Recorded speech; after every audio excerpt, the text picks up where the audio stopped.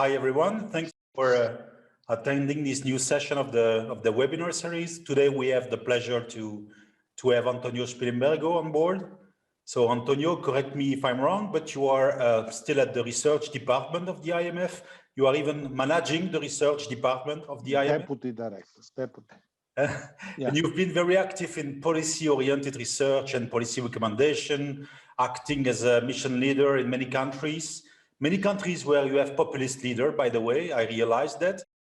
But Antonio also published many papers in leading academic journals, such as AER, Review of Economic Studies, Restat, GIE, EJ, JDE, and many others, and made some important contributions to the migration literature, including some papers on the determinants of mobility, but also a well-known paper on students' immigration and democratic values at destination and in origin countries. So it's already a paper which was dealing with epidemiological mechanisms, I would say, at least in the figurative sense, as it studied how migration propagates norms between countries.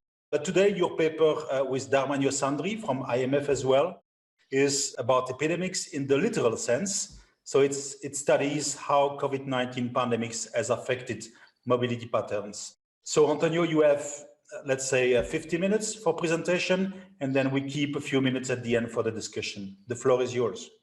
Thank you very much for the introduction. It's a pleasure to be here. I consider this group a home. As a migrant economist, I discussed with you a lot of papers. Now I came back, and so this is a real pleasure.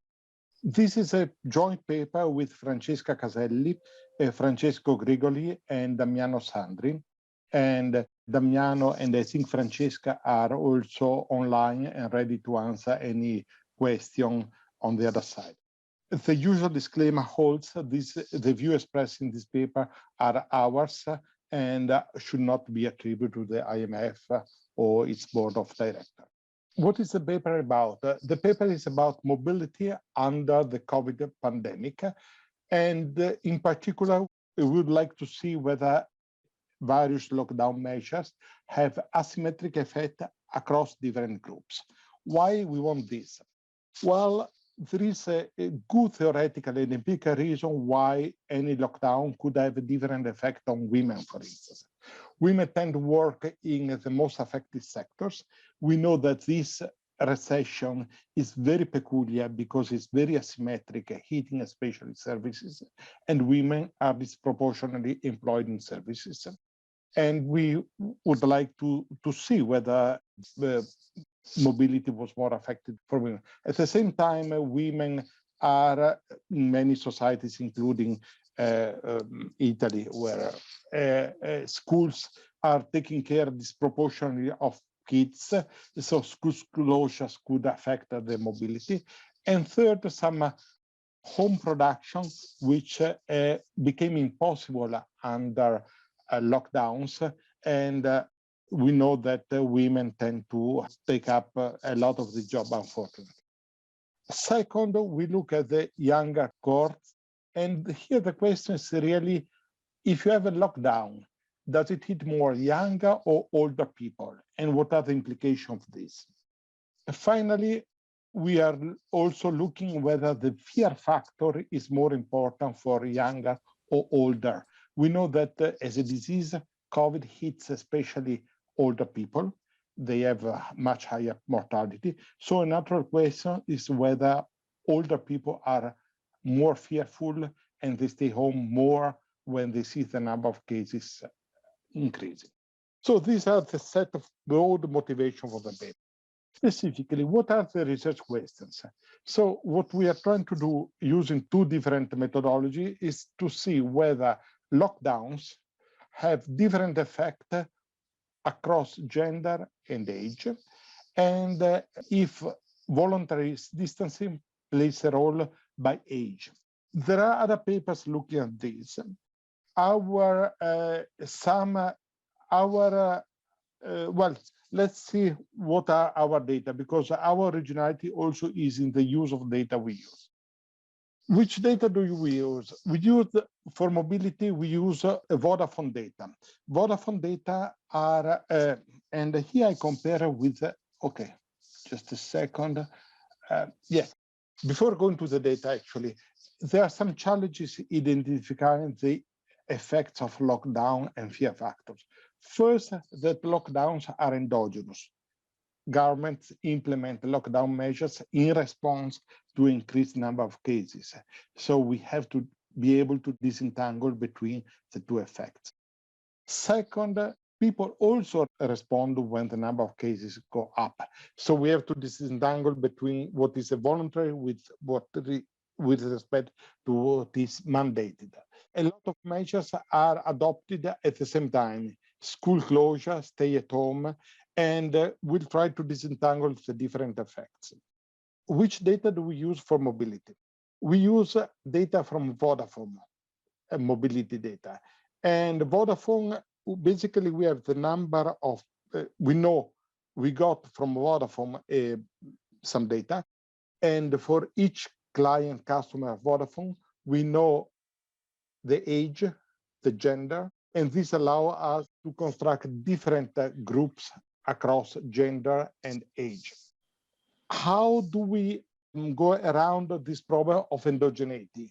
The first is regression discontinuity designed, which exploits the fact that there is a discontinuity in the lockdown measure. In the sense, maybe the number of cases increase over time, but it's a precise day and time when these lockdown measures are implemented. I will discuss a little bit later. And we'll use also local projection to study the dynamic effect. Let me go to the data set, which is, I think, is one of the original part of this data. As I said, the data set allows us to distinguish gender and age. We know the number, we have data for Italy, Portugal, and Spain at the provincial level. We have 163 provinces. We know by age, we know age between 18, 24, 25 to 44, from 45 to 64, and older than 65. This allows us to estimate a different age class. What is the indicator we use? Well, each time somebody moves with a telephone, the cell is hooks up to a different cell tower.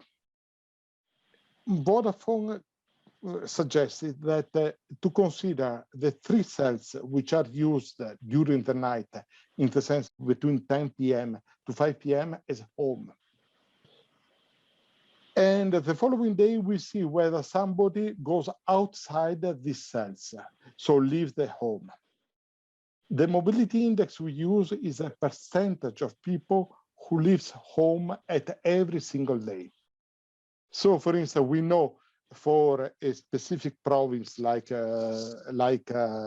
Cuneo in Piedmont, how many people leave their house during the day by gender and age. Of course, if they stay within the perimeter of the house or close to the neighborhood, we don't see them. So we are just capturing people who are going out really to work outside. These data are highly correlated with Google, and I give you one quick question. So do you use anything in terms of the the intensity of leaving home? Because I mean, one thing is you leave home to buy food at a nearby store and then you come back. We just have the percentage of people leaving home. So these are the correlation, and here you can see in blue the data for Vodafone, and in Google the data in red, and Apple data right axis in black. And you see that they are highly correlated over time for the 3 countries that we do analyze.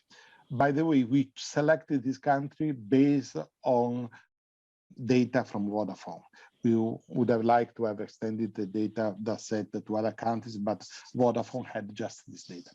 And as you can see, they are highly correlated.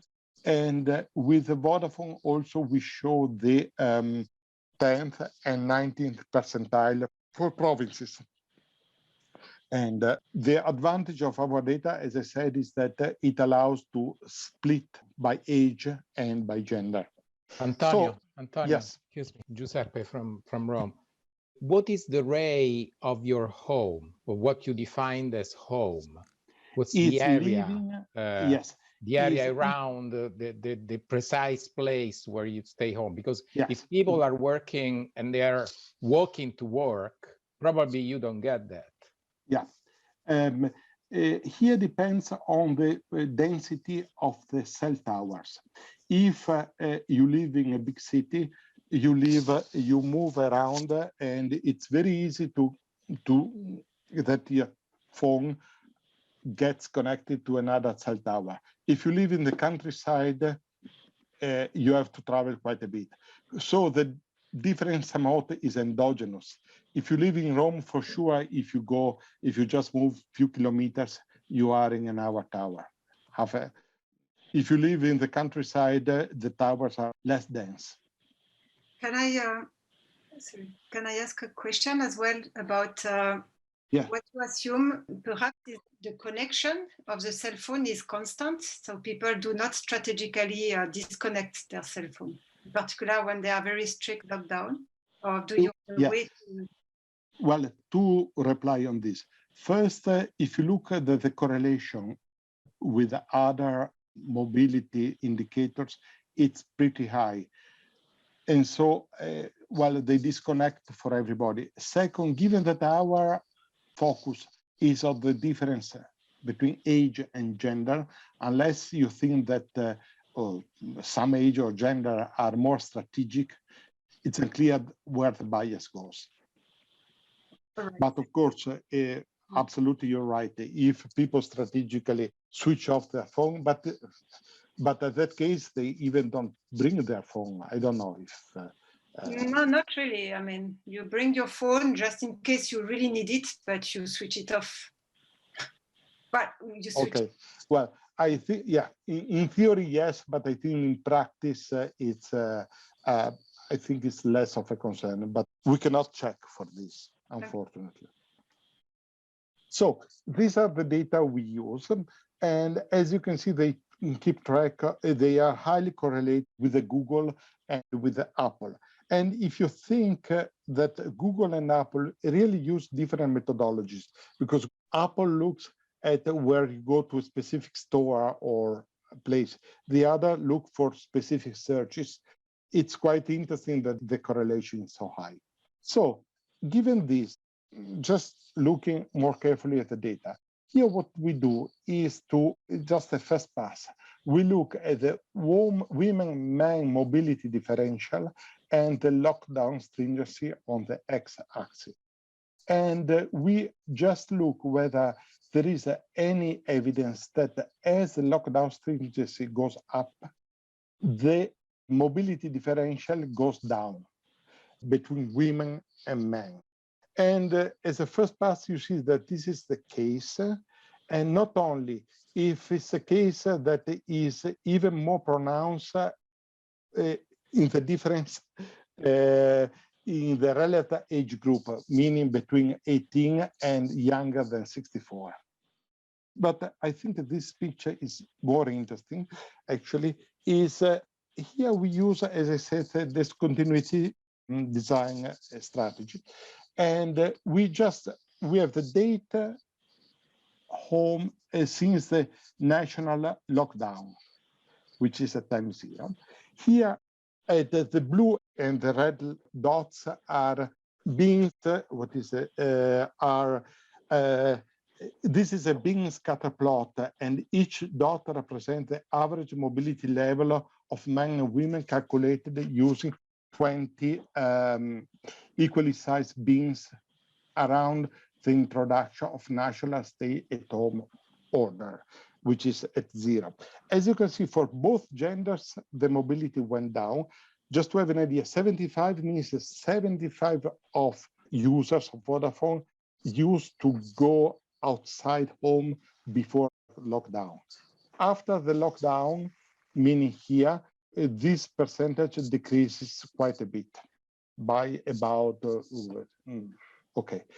What is interesting is that this difference drops even more for female, the red line, rather than the blue line for male.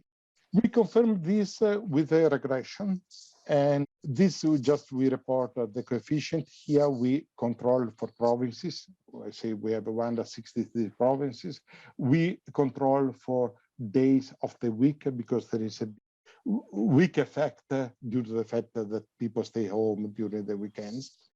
And as you can see, there is a big drop immediately, and this is especially pronounced for younger people, and is significant.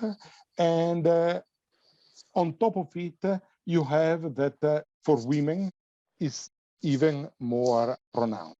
What is interesting of this figure is that the gap between men and women is stronger for women at working age, between 25 and 44, while there is no, actually goes the opposite direction for people above 65. So this identification suggests that when you have a national lockdown, women drop mobility more than men, especially during working age. What's the reason for this? Here, as we know, in many societies, including Portugal, Spain, and Italy, you have that women usually take disproportionately care of young children. It's a fact. And so a natural question is that this drop in mobility for women is due to the fact that the schools close, and so they have women tend to stand more at home to take care of the kids.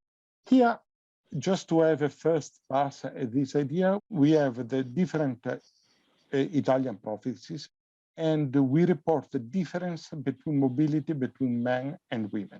As you can see, before the lockdown, the local school closure, which happened around 23 of February, I think, there was no big difference between men and women. When you have the local school closure, immediately you have a big effect, a bigger difference in the mobility between men and women, which became even stronger when 2 weeks later there was a national lockdown. I will elaborate a little bit on this, but this is an impressive evidence that use the fact that the school lockdown in the North Italy, in 5 regions in North Italy, and happened a few weeks before the lockdown. Antonio, may I? Yeah. Very interesting. It's a very important issue, this one. You know, we have students without schools and women without work. But there have been differences across region in the timing of this. So did you look at that? Because can perhaps exploit this variation in school closure to fully understand this. Yes, this is what this graph is about, because this is about the 5 northern regions when there was a clear difference between the local school closure and the down. If I remember well, the issue of this was and this, let me check also. This reports the same information I was mentioning before, and the school closure was on February 23rd. And as you can see, men and women had roughly the same mobility. Immediately when there was school closure, women's mobility fell more than men. And not only, when there was a national lockdown, which was March 10th, women's mobility went down even more than men. This, we take this as a, how to say, an indication that really women suffer disproportionately from school closure more than men. There is another point that Can I ask you a question? Yeah. I presume that your identification of the gender and age is the age and gender of the holder of the SIM card. So if I think about teenagers, should I be concerned that teenagers have their mother purchasing the SIM cards for them? So what you're seeing is that teenagers and students more in general remain at home, but their mobile phones is under the name of their mothers?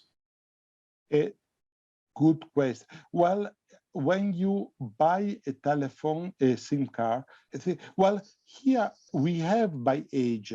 So when people go and they say this SIM card is more than 60, the user has to tell the age. But you have data for 18 plus. So I thought that you don't have any data on say, people that are 14. No, so we don't. Wondering whether you have not been given the data, or these data simply do not exist because you need to be adult to have a SIM card in your name. I don't know. I don't know. I don't know whether my co-authors have some ideas. I don't know this. Yeah, Antonio, just to add on that. So there is a bit of an issue of these family contracts, which I guess, Simone, is what you're mentioning, right? Parents that get a SIM card for their own kids. You know, Vodafone kind of assured us that they are able to kind of disentangle the SIM that is associated to the kids from the parent, but they do it a bit, not directly, but they do it indirectly. So generally you have a different, for example, balance of minutes that you can use. And so the SIM card where you have more minutes is the one that they associate to the parent, and the other one is associated to children. So I don't think it's perfect, but I think they have done their job in trying to clean that issue. Okay. Yeah. Thanks. Also, let me also take the opportunity to thank Vodafone, because these data are not readily available. There was a lot of cleaning and thinking by Vodafone to make them usable to us. And this is just one example. The other approach we had is local projection. Local projection have some advantages. First, that we can look at the dynamics that we cannot do for regression discontinuity.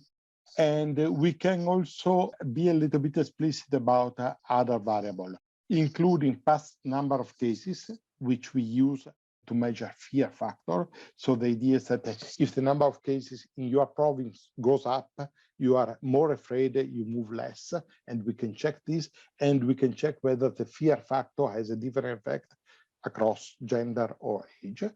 And so this is one of the other issues that we are really concerned about endogeneity, as I mentioned at the beginning. And so what we do here as an identification strategy, we exclude provinces with early and major COVID outbreaks. So basically we exclude Lodi or Bergamo, all these provinces that had at the beginning a very large outbreak. And we consider provinces, I'm familiar with the Italian case, where they had the lockdown even without cases immediately strike. And we control again for the country and time a fixed effect. And so any factor like civil capital, we cannot measure exactly here because it's taken away by the fixed effect. With this in mind, let me just report the dynamic. And this is what happened when you have dynamically to mobility, when you have age group 25 to 44, so working age, when you have a lockdown. Immediately after a week, you have a reduction mobility both for men and for women by more than 20%. What is interesting is that this confirms what we showed before. There is a clear difference between women and men. And in particular, the reduction of women is more and significantly than the reduction for men.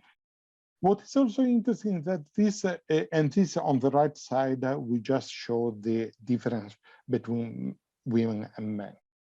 What is interesting that over time, after a few weeks, this difference goes back. The difference is not more significant. And keep this in mind, because at the end, I will have some consideration about the importance of learning. Gender gap, yes. This is at the trough of the estimate response. And you can see that both men and women had a big drop, and women had a larger effect.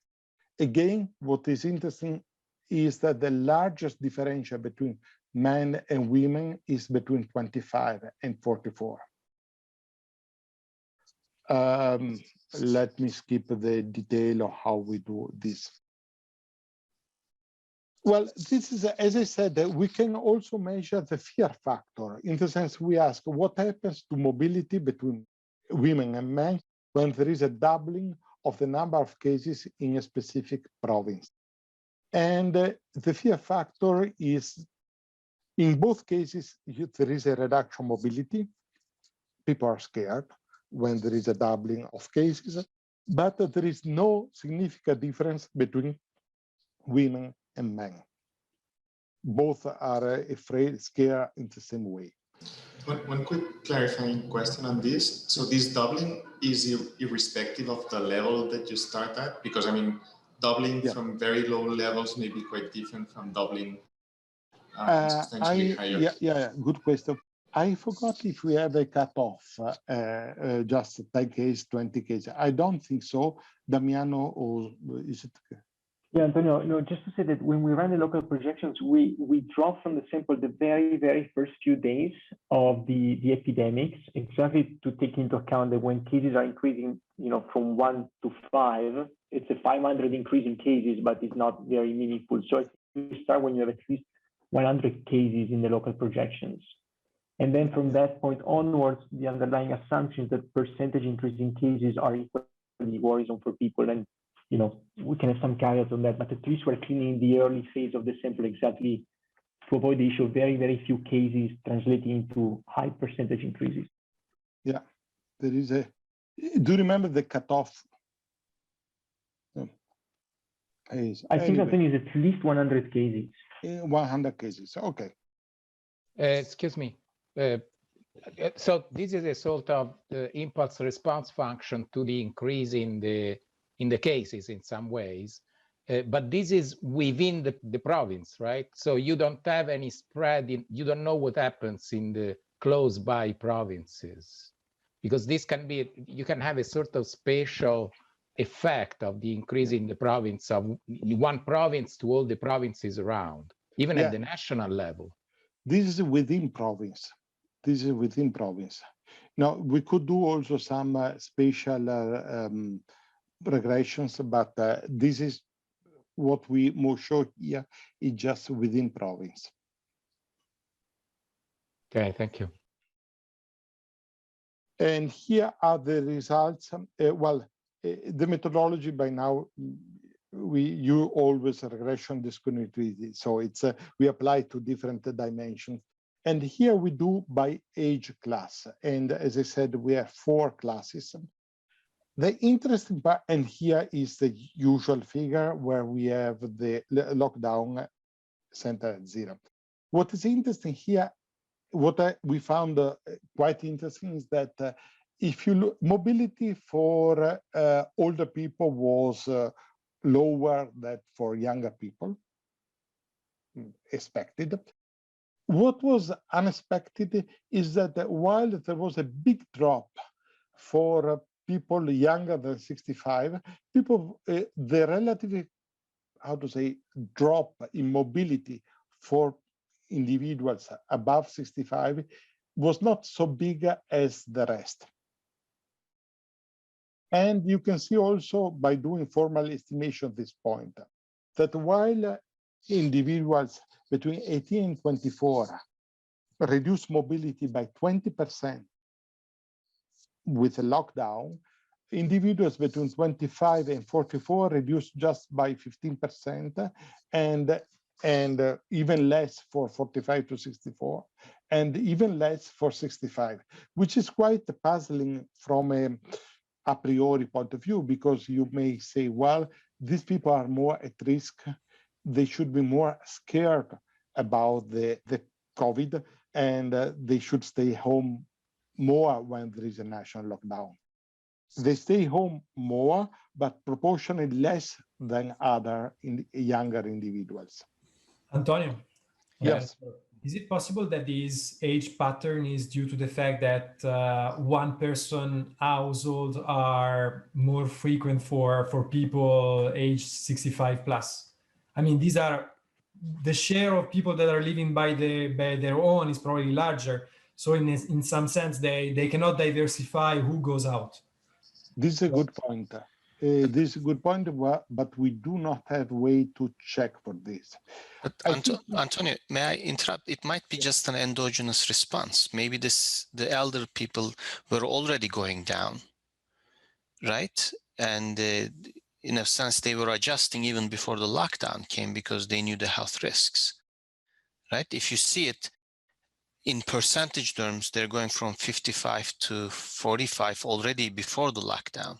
So that's, yes, they already dropped 20% mobility, whereas all younger people went from 75 to 70%. Well, more or less, because if you look at the figure on the left, the slope is roughly the same between. But in percentage terms, it's much higher for the elderly because they're going from 55 to 45. Yeah. Right? That's a 20% drop as opposed to 5% drop. This is a good point. Yes. But this may be a seasonal reason also, because it's winter and probably elder people are going out less. I was talking about the decline, not the level effect, not the slope. I mean, I was talking about the slope. In percentage terms, this may be affected. They may be affected more in percentage terms. Actually, if anything, the weather should be the other way, because here we are at the beginning of March. So if we think, I have no theory about this, that the elderly people stay home more in winter, they should go back here higher. Yeah. But the other issue is that remember that we identify by this discontinuity. And so at impact, what we learn from here is that younger people are more respectful of the lockdown orders in the three countries, because the reasons you mentioned should be the same before and after the lockdown. While at impact, you immediately see that the older people drop. Yes, the younger people drop more than the older people. Wouldn't that be the effect of remote teaching for people who were going to the university? They were going to the university every day, and instead, when remote teaching started, they had to stay home. This is correct, and this may explain part of the 1824, but you have also the other categories which are not involved in the home teaching or university teaching. I go on the next slide. And this is it's the same by local projection. And local projections tell the same story. And in particular, it shows that the real outlier is, is the people 1824, which are significantly dropping their mobility after a full lockdown. And it confirms the same ranking that we have seen before. Basically, older people reduce their mobility less than the rest. We do a series of robustness exercises. Some of them we already discussed for the regression discontinuity. We have a different time window. The results we presented are 20 days, and we try with 10. We control also for COVID cases. We have alternative sample cutting the provinces with higher income, lower income, and so on. And I can show, we have a slide at the end, but the results are robust overall. On local projection, we include all provinces. As I said at the beginning, we exclude the most affected provinces in the north of Italy, but even if we put, it's the same. Okay, conclusions. Are lockdowns affect heterogeneous across gender and age? Yes, we found, and this is a clear conclusion, no matter how we cut our sample. The results are also robust if we take out Portugal or Spain or Italy. So it's something across countries. Women are disproportionately more affected. Younger cohorts are also disproportionately more affected. The voluntary distancing vary by age, yes, and here is, in particular, we found that younger people are more responsive to rising infection. So not only they are more responsive to lockdown, mandated lockdown, but also when you double the number of cases in their province, you have less mobility. And this actually, there is also other evidence, not in our paper, but in our, that survey younger people, and they do found that younger people are more concerned about the virus, possibly because they read the other sources of information. Policy implication, are lockdowns affect heterogeneous across gender and ages?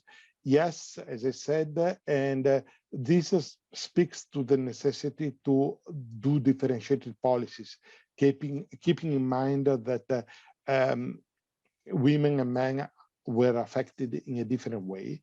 And there is also intergenerational inequality, a scaring effect. If younger people tend to stay home more than older people, you may have some longer term effect.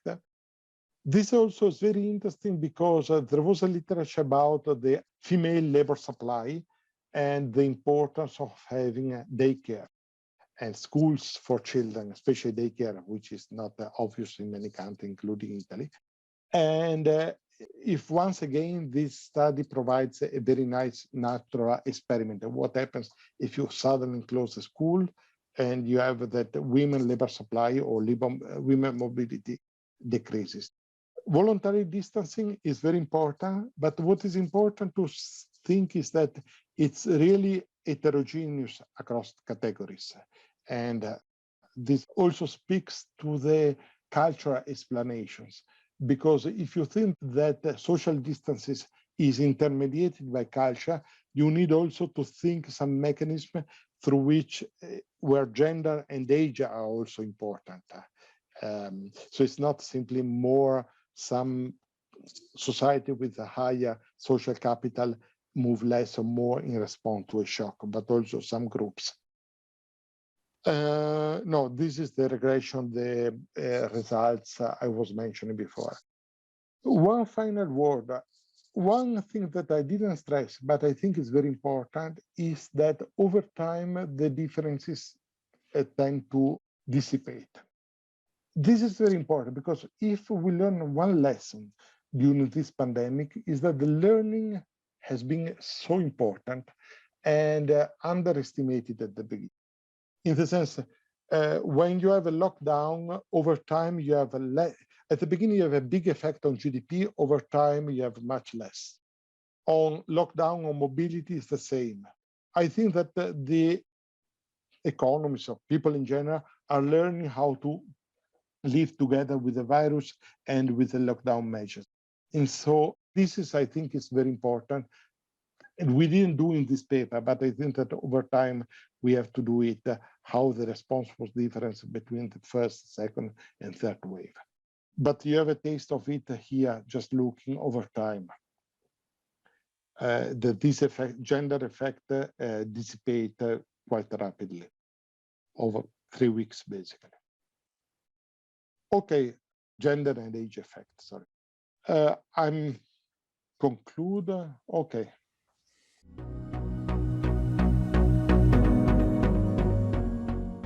Okay, thank you very much, Antonio. So we have more or less 15 minutes for the discussion. Maybe I can start asking you 2 questions. Perhaps you already addressed the first one and I was not concentrated enough, but with this data, do you have the dyadic dimension? And can you distinguish between short distance, medium distance, and long distance movement to see if the gap increases with the distance? And the second question I had is about the things that you did on the fear to move. So you control for the number of cases, you could control for the number of deaths as well, but you have also sanitary measures which are implemented in a very heterogeneous way. So at that period, I think that there were cities in which wearing mask was mandatory and other cities where it was not the case. Social distancing in shopping was also implemented in a very heterogeneous way. I don't know if it's possible to find data on this, but to control for the fear effect or to capture the fear effect, maybe this type of sanitary measure can play a role as well. So dyadic dimension, and what about sanitary measures? Yes. Other question, or I can start, or Damiano.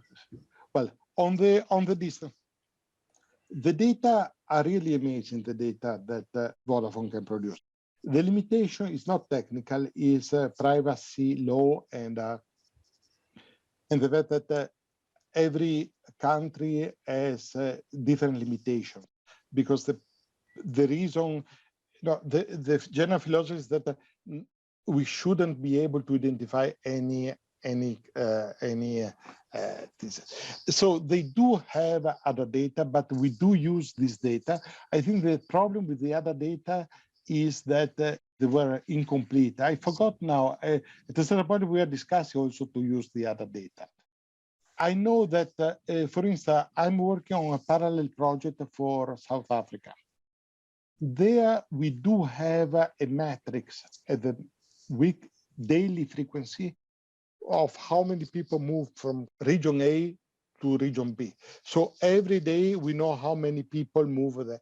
And there we're trying to exploit that dimension.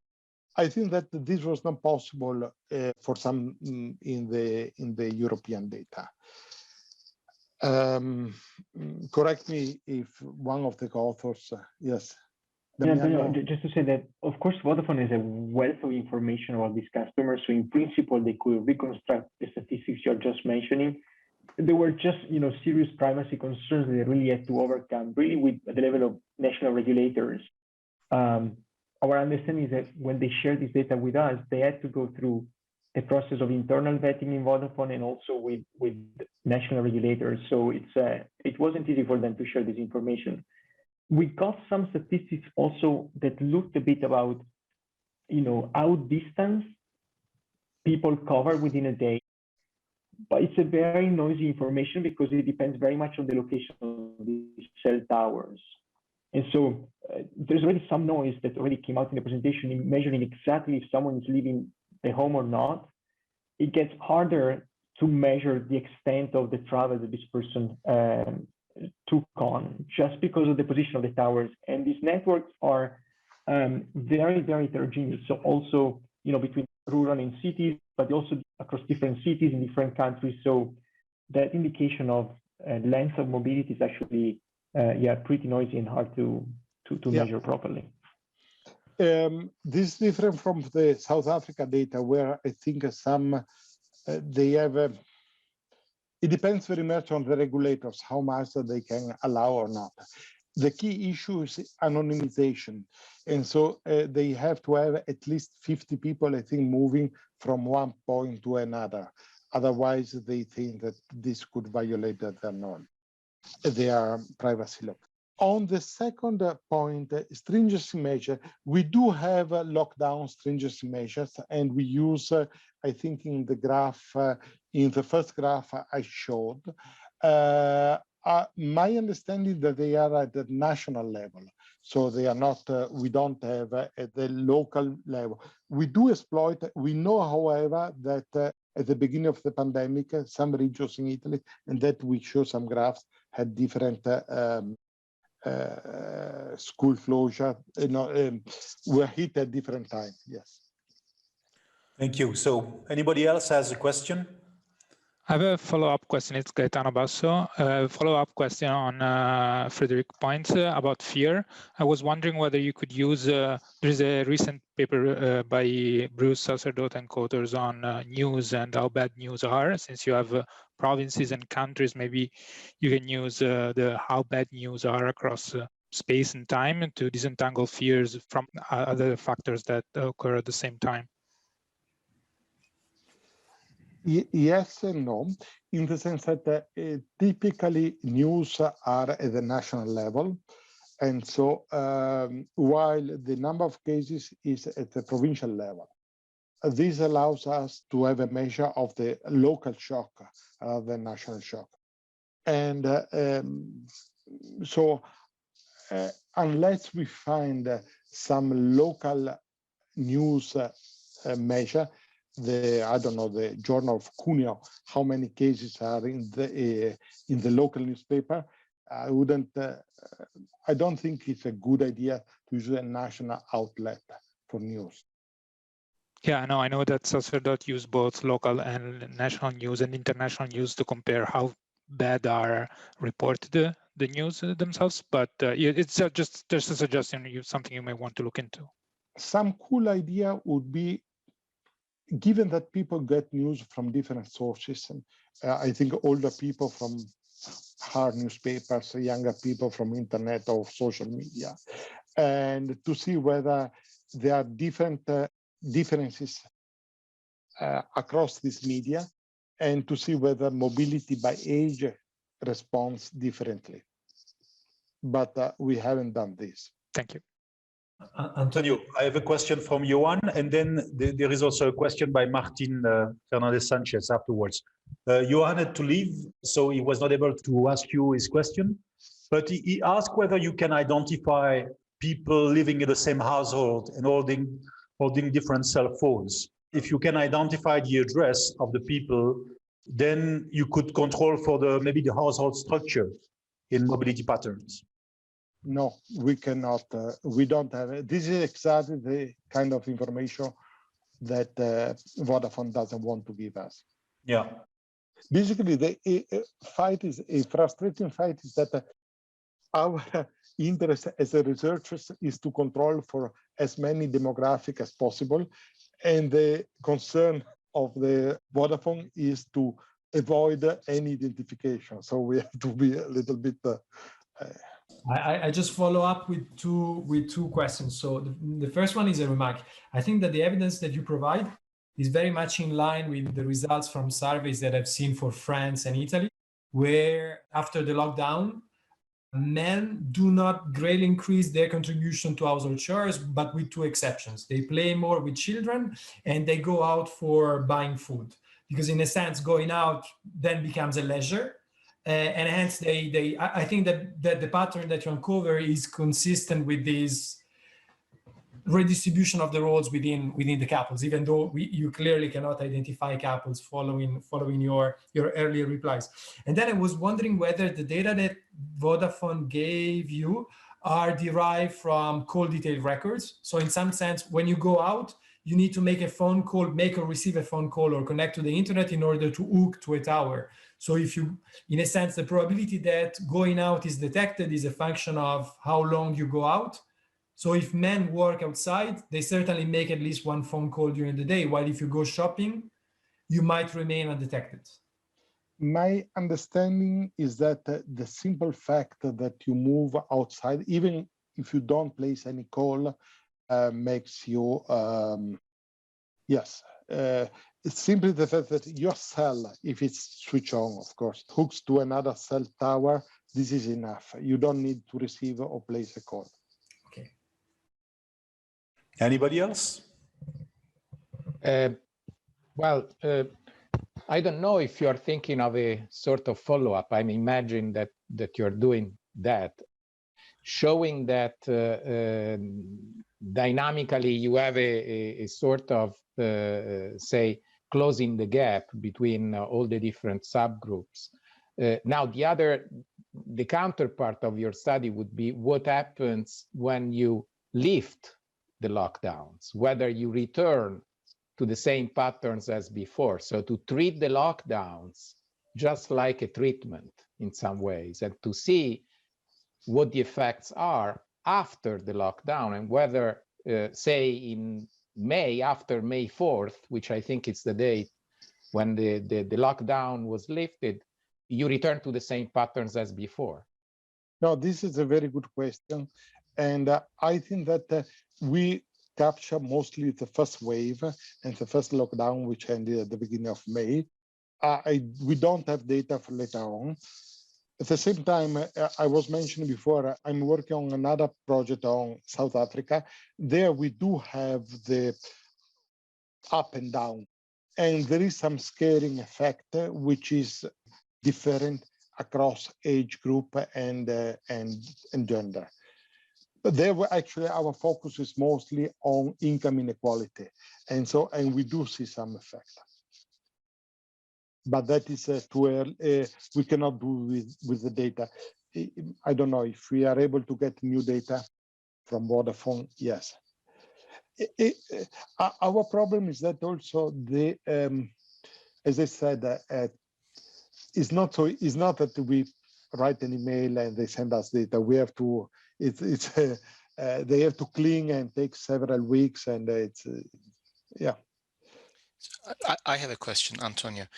I logged in late, so maybe you mentioned this, but you do know which, I guess, the geographic unit you're dealing with, right? So when you're Provinces. doing yeah, you know the provinces. So, like, can you control for, like, can you split the provinces more urban versus rural, for example? Things like that.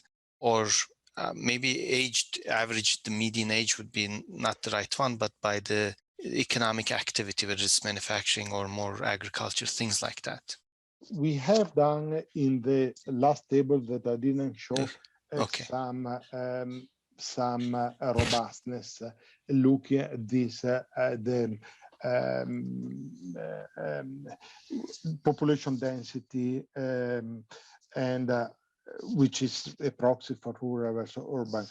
If I remember well, there was no noticeable difference, but I don't know whether Francesco, or any. So it's mostly a robustness test rather than a new result. Okay, that's interesting that they're the same. Okay. Yeah, just to confirm what Antonio was mentioning, we don't see much differences across these regions. And we have cut region heterogeneity across many dimensions, like rural, urban, income level, and a few other characteristics. And the results are always robust, but they just don't differ much across these province characteristics. Okay. Which suggests that this school business is really more important because the occupation pattern is quite different between urban and rural, and while the the issue of the school is more similar. Okay. Yeah, Martin's question was quite similar to that, and his mic is not working properly. So he wrote the question, but it's related. So he said, you have data from Vodafone only. Do we have any idea about the profile of their users in terms of income, occupation?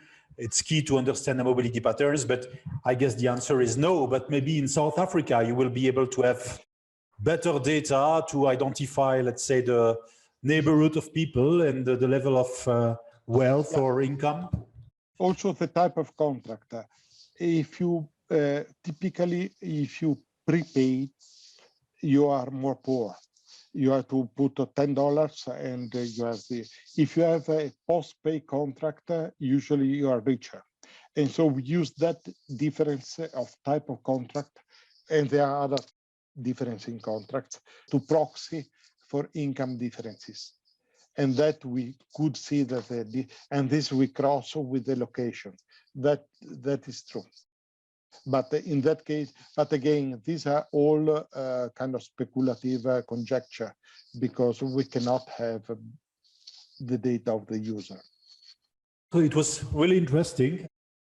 Just to inform you, we have data on Facebook for Belgium, Luxembourg, and France, and we see that after the lockdown, the level of mobility between the countries is reaching the level that we had before the lockdown. And we have interesting patterns like when the restaurants are closed in Belgium and not in Luxembourg, you see more people moving to Luxembourg. So I'm really skeptical about the fact that the fears could be a strong driver, but the restrictions are very important. We'll see what you have for South Africa, and we are looking forward to seeing your paper. So thank you very much. So thank you very much, everybody, and see you next time. Bye. Thank you.